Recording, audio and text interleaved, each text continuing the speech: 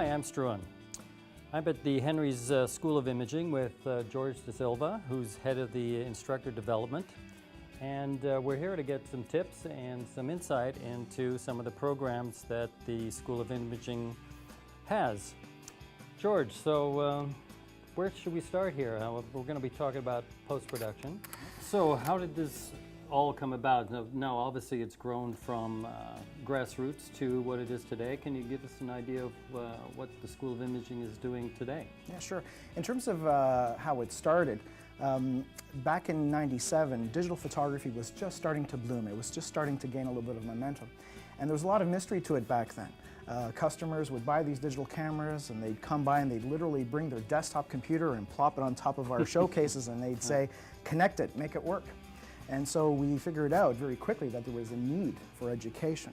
And so we created about 4 little classes.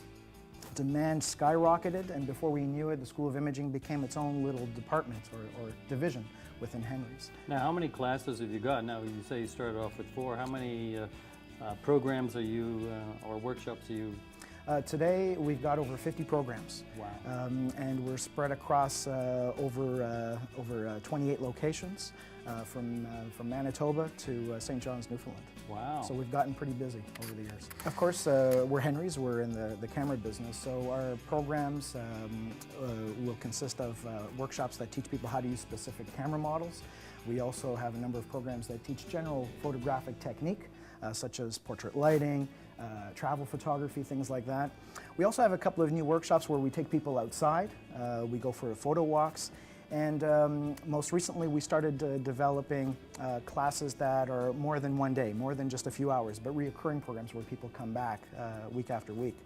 And last but not least, of course, we teach people how to use software. And that's what we do, for example, in this lab that we're in right now. Yeah. Have you got some examples that we can look at that would be typical of the kind of class you would be presenting to people here? Yeah, sure. At the school, we've got a variety of different programs that teach people how to use software. It basically goes from pretty basic stuff, and we sort of allow them to evolve into more and more sophisticated type editing. Photoshop Elements is one of our core type workshops, very, very popular. We also offer programs on Photoshop CS as well as Lightroom and Aperture.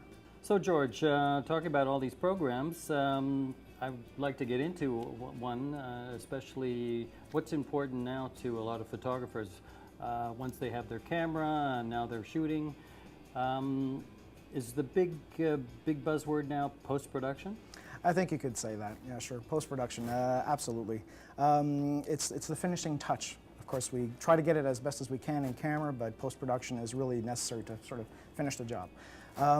So why don't we have a look at what we can do? If you've got some examples, let's start with one. Sure. Let me show you.